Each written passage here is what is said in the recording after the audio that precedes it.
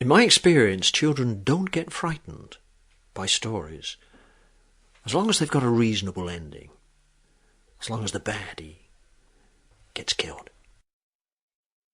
Now this is quite a wry story, actually. Ghosty story, which children love. And it's called Poor Samuel. Poor Samuel. He was in his cottage fast asleep when it caught fire and burnt to the ground. And when Samuel woke up, he was dead. And he lay there for a while, feeling rather strange. But then his soul rose up out of the ashes and went drifting around.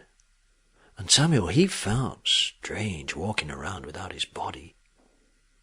And he realized that there were lots of other floaty things whispering away around him.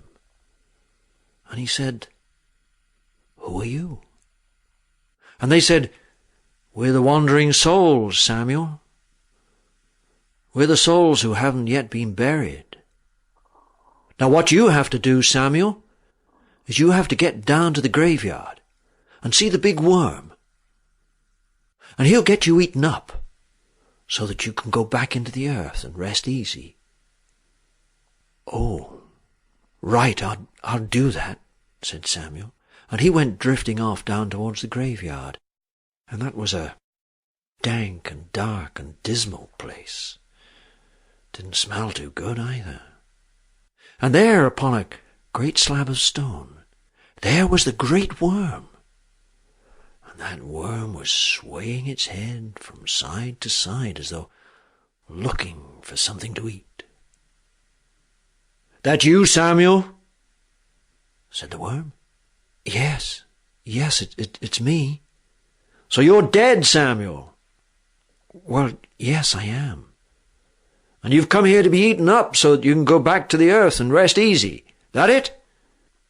"That's it," said Samuel. And the worm looked at him and said, "Well, where's your body? Where's your body, Samuel?" And Samuel said, "Well, I don't have a body. I was burnt to ashes." "Oh, yuck," said the great worm. "Ashes don't taste too good, Samuel. But you go fetch your ashes and bring them here and we'll see what we can do." So off went Samuel, and he went back to the burnt-down cottage and he scraped up all the ashes of what he'd once been, and he put them in a sack, and he took them back to the graveyard and gave them to the great worm. And the great worm spread all those ashes out and he felt through them and said, "Samuel, you're not all here. There's a big toe missing, Samuel." "That's right," said Samuel. I chopped it off in an accident about a year ago." "Well, Samuel, you better go fetch that big toe, because unless you're all here, we can't get you eaten up and put back in the earth so you can rest easy." "All right," said Samuel. So off he went back to the garden, and he dug and he dug and he dug, looking for that toe he'd lost. And he found it. Didn't look too good. Didn't smell too good. But he took it back to the great worm and put it in amongst the ashes. And the great worm sifted through the ashes again and said, "You're still not all here, Samuel. There's still something missing. Did you lose anything else?" And Samuel thought and said, "Why, yes, I lost a thumbnail. I hit my thumb with a hammer and the nail turned black and fell off and never grew again." "Well," said the great worm, "you better go find that nail, Samuel. We can't have you eaten up and put back in the earth so you can rest easy until you are all here.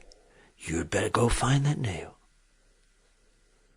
So Samuel went away to look for his thumbnail. Have you ever tried looking for a thumbnail?